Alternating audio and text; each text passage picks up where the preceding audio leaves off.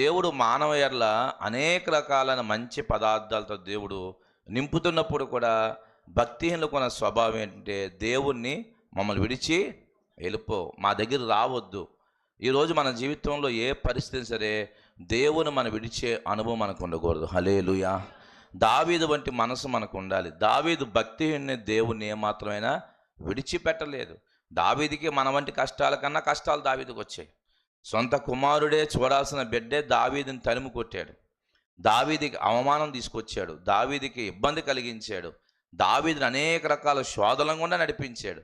అయినప్పుడు కూడా దావీదు ఎందుకు నాకు ఇంత శ్రమ వచ్చిందని దేవుని ఏమాత్రమో విడిచిపెట్టలేదు, కానీ దేవుడికి మరింత దగ్గర అయిపోయాడు. హల్లెలూయా.